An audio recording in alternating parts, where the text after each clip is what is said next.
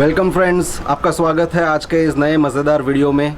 तो बात यहाँ से आती है कि पिछले कुछ दिनों में काफ़ी लोगों ने मेरे से ये पूछा कि हमें किस प्रकार का फ़ोन लेना चाहिए, क्या फैसिलिटीज़ के ऊपर ध्यान देना चाहिए, क्या सुविधाएं हमारे लिए काम करेगी।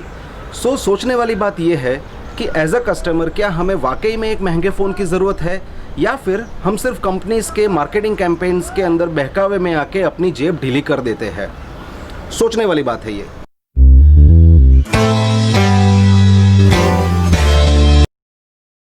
अगर आप गौर फरमाएं तो आप देखोगे कि आजकल मार्केट में अलग अलग 4 कैटेगरी के अंदर फ़ोन्स को बांटा गया है। पहला होता है एंट्री लेवल स्मार्टफोन्स, दूसरा होता है मिड सेगमेंट स्मार्टफोन्स, तीसरी एक नई कैटेगरी आई हुई है जो हम कहते हैं प्रीमियम कैटेगरी फ़ोन्स, और चौथी है ultra premium phones. Entry level phones को हम कहते हैं कि जो फ़ोन 7-8 हज़ार की कीमत से शुरू होके 12-15 हज़ार रुपये तक की कीमत तक जाता है, वो होता है एंट्री लेवल स्मार्टफोन। दूसरी कैटेगरी होती है mid segment smartphone. Mid segment smartphone आप किसे कहेंगे? जिसका प्राइस बैंड अप्रॉक्सीमेटली 15,000 से चालू होके अराउंड 35,000 40,000 तक जाता है, वो होता है आजकल का मिड सेगमेंट फ़ोन। तीसरा नया कैटेगरी जो 1-1.5 साल के अंदर उभर के आया है वो है प्रीमियम स्मार्टफोन। प्रीमियम स्मार्टफोन आप कहोगे जिसकी कीमत है अराउंड 35,000 से 55-60 हज़ार रुपये तक का, आप कहते हो प्रीमियम स्मार्टफोन। और चौथी कैटेगरी है जो महंगे वाले स्मार्टफोन, जैसे कि अबाउ 60,000 टू 1,10,000 की प्राइस बैंड के अंदर आने वाले जो फ़ोन है उनको आप कहोगे प्रीमियम स्मार्टफोन। कुछ चीज़ें जो ध्यान में रखने वाली है वो है कि क्या एस्पेक्ट्स है एक स्मार्टफोन खरीदने का डिसीजन लेने के लिए। तो सबसे पहली चीज़ है उसका durability, second is features, third is customer support, fourth is after sale service, fifth is user experience, and sixth and most important is need. आपकी एग्जैक्ट ज़रूरत क्या है। क्यों? क्योंकि मैं आपको बताता हूँ थोड़ा विस्तार से। अगर हम कैमरे से शुरुआत करें तो डेफिनेटली पैसा जब आप ज़्यादा खर्चा कर रहे हो तो आपको सुविधाएं ज़्यादा मिलने वाली है, कैमरेज बेटर मिलने वाले हैं। बट जो मैं मिड सेगमेंट स्मार्टफोन्स की बात करूँगा, मिड सेगमेंट स्मार्टफोन्स और प्रीमियम कैटेगरी स्मार्टफोन्स के अंदर अब ज़्यादा कोई डिफरेंस नहीं रहा है कैमरे की बात में। कैमरे आपको अच्छी क्वालिटी के मिलते हैं और रीजनेबली अच्छे रिजल्ट्स भी देते हैं वो। तो camera is not only aspect. दूसरी चीज़ है यूज़र फ्रेंडली एक्सपीरियंस। डेफिनेटली जिस तरह से फॉर्मवेयर हर एक कंपनी अपना अपना बनाती है, तो आज अगर हम बात करते हैं एप्पल की, तो एप्पल का तो एक प्रोटोटाइप है iOS, वो सेम ही रहता है, ज़्यादा कोई चेंजेस उसके अंदर नहीं आते हैं, बट हाँ फीचर्स ऐड होते हैं। बट अगर हम बात करते हैं मिड सेगमेंट स्मार्टफोन्स की, तो मिड सेगमेंट स्मार्टफोन्स के अंदर एंड्रॉयड होता है। एंड्रॉयड के अंदर हर एक कंपनी अपनी अपनी स्किन चढ़ाती है, जो natural Android, stock Android Google देता है उसके ऊपर, और वो बनाता है आपका यूज़र एक्सपीरियंस। टॉगल्स आपके कितने कन्वीनियंट है, आपकी फैसिलिटीज़ क्या क्या एक्स्ट्रा दी हुई है, ये सारी चीज़ें मायने रखती है। बट हाँ, मिड सेगमेंट स्मार्टफोन्स की जब बात करें तो उन्होंने बहुत बढ़िया तरह से कैचअप किया हुआ है प्रीमियम और इंक्लूडिंग अल्ट्रा मॉडर्न स्मार्टफोन्स को भी। अगर हम फीचर्स की बात करें तो फीचर्स के अंदर आप क्या 4 चीज़ें मेन ध्यान दोगे? तो camera, software, display, battery life, ये 3-4 चीज़ें हैं जिसके ऊपर हमें सोचना चाहिए कि कैमरा मुझे किस लेवल का चाहिए। मुझे बेसिक से फ़ोटो लेने हैं या उसका कुछ मैं प्रोफेशनल यूज़ करने वाला हूँ। बैटरी तो भैया सेम ही होने वाली है।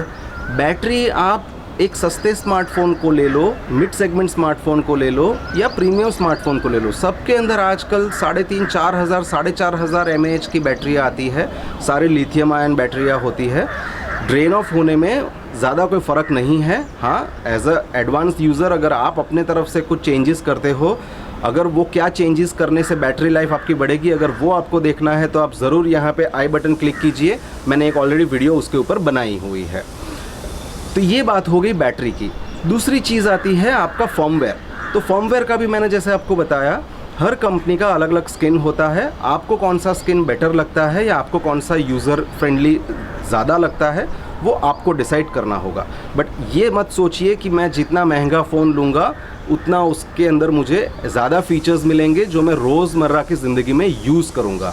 नहीं, हम सब यूज़र्स डिफरेंट है, हम सबकी नीड अलग है, हम सबके चॉइस अलग है और हम सबका बजट भी अलग होता है। तो सिर्फ मार्केटिंग कैंपेन्स के ऊपर फोकस करके आप अपने डिसीजन मत लीजिए। अब बात करते हैं कस्टमर सपोर्ट की। डेफिनेटली जब आप एक प्रीमियम या अल्ट्रा प्रीमियम स्मार्टफोन लेते हो तो आपको एक अलग लेवल का कस्टमर सपोर्ट मिलता है। सर्विस सेंटर्स के अंदर आपको ट्रीटमेंट बहुत बढ़िया मिलती है। बट ये चीज़ ऐसा नहीं रहा है अभी कि आपको सिर्फ महंगे फ़ोन्स के अंदर मिलेगा। कुछ कंपनीज़ है, कुछ लीडिंग कंपनीज़ है जो सिलेक्टिव मोबाइल फ़ोन्स के अंदर अगर कोई भी दिक्कत होती है ड्यूरिंग द वारंटी तो वो आपको फ़ोन रिप्लेस करके देते हैं। जी हाँ, पूरा फ़ोन रिप्लेस करके देते हैं। बट आज जब नॉर्मल ड्यूरेबिलिटी की बात आती है तो ज़्यादातर कोई दिक्कत नहीं आती है एक फ़ोन यूज़ करने के अंदर, बजाय उसके कि अगर यूज़र की खुद की गलती से अगर उसके अंदर कोई डैमेज आ जाता है तो वो मे बी बात अलग है। बट कंपनीज फ़ोन अच्छी क्वालिटी के बनाती है और मिड सेगमेंट जो मैंने आपको बताया वो लिटरली कैचअप किया हुआ है प्रीमियम सेगमेंट के साथ। अगर हम बात करें एक एक्स्ट्रा पॉइंट की, वो है फर्मवेयर अपडेट्स। ज़्यादातर यूज़र्स को इसके बारे में कम पता होता है। कई लोग जिनको पता होता है वो भी अपने फ़ोन अपडेटेड नहीं रखते हैं। बट डेफिनेटली ये एक बहुत इम्पॉर्टेंट पॉइंट है हमारे डिसीजन मेकिंग प्रोसेस के अंदर। एक यूजुअल इंडस्ट्री का ट्रेंड है जिसके चलते हर कंपनी आपके फ़ोन के अंदर फर्मवेयर का सपोर्ट आपको देगी 2 साल तक। वन प्लस, सैमसंग, ये कुछ कंपनीज ऐसी है जो शायद आपको 2, 2.5, 3 साल तक सपोर्ट देंगी। और एप्पल एक ऐसी कंपनी है जो मोर देन 3 इयर्स का सपोर्ट देने के लिए बहुत पॉपुलर है और उन्होंने वो डेमोन्स्ट्रेट भी किया हुआ है। एप्पल अपने फ़ोन को काफ़ी लंबे समय तक फर्मवेयर अपग्रेड्स देता है। क्यों? क्योंकि उनके सिलेक्टिव मॉडल्स हुआ करते थे पहले। एक ही सॉफ्टवेयर है जिसको अलग अलग फ़ोन के हार्डवेयर के हिसाब से उन्हें ट्वीक करना है और वो यूज़र्स को एक अपडेटेड एक्सपीरियंस दे सकते हैं, जो काबिल तारीफ़ है। पर क्या उसके लिए हमें 1 लाख रुपए खर्चा करने की ज़रूरत है? सोचिएगा इसके ऊपर। तो दूसरा एक इम्पॉर्टेंट पॉइंट है, आप सोचोगे कि मैं एक्स अमाउंट इन्वेस्ट कर रहा हूँ अपने लिए एक नया फ़ोन ख़रीद के, तो वो फ़ोन की लाइफ क्या होगी? चिंता मत कीजिए, सारे फ़ोन्स ड्यूरेबल होते हैं, अच्छी क्वालिटी के होते हैं और हर एक फ़ोन की अप्रॉक्सीमेट लाइफ आप 3 से 4 साल गिन के चलो। क्यों 3 से 4 साल? क्योंकि पहले हार्डवेयर अपडेट्स बहुत कम आते थे, अब तो साल में 2 बार हार्डवेयर बदल जाते हैं, अपग्रेडेड प्रोसेसर आ जाते हैं और उस अपग्रेडेड प्रोसेसर को मैच करने के लिए कंपनीज नए नए एप्लीकेशंस भी उस हार्डवेयर को ध्यान में रख के डिज़ाइन करते हैं। तो उस वजह से 2.5-3 साल के बाद आपको आपका फ़ोन शायद स्लो लगने लगे या वो सारे एप्लीकेशंस ठीक से काम ना करे जो पहले एकदम फ्लॉलेसली काम करते थे। बट हाँ, फ़ोन की लाइफ 3 से 4 साल की आप डेफिनेटली कंसिडर कर सकते हो अगर आप प्यार से उसको यूज़ करो तो।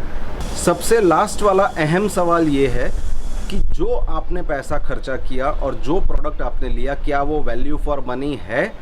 तो भाई साहब, ये बहुत सब्जेक्टिव चीज़ है। किसी के लिए 5,000 रुपये की चीज़ भी वैल्यू फॉर मनी लगती है, किसी को 50,000 रुपये की चीज़ भी वैल्यू फॉर मनी नहीं लगती है। तो ये वैल्यू फॉर मनी के ऊपर ज़्यादा फोकस ना करके आप अपनी ज़रूरतों को ज़्यादा फोकस कीजिए और उसी के हिसाब से आप खर्चा कीजिए आपके नए फ़ोन के अंदर। उम्मीद करता हूँ ये वीडियो आपको पसंद आई होगी। अगर ये वीडियो आपको पसंद आया है तो आप इसको लाइक और शेयर ज़रूर कीजिए और अगर आपने अभी तक मेरा चैनल सब्सक्राइब नहीं किया है तो आप ये मेरा चैनल सब्सक्राइब कीजिए। मैं हर दूसरे दिन एक नई वीडियो के साथ आता रहूँगा और ऐसी इन्फॉर्मेशन आपको पास ऑन करता रहूँगा जो कहीं ना कहीं शायद आपके एक डिसीजन मेकिंग प्रोसेस में आपको हेल्पफुल हो। Thank you so much. Have a good day.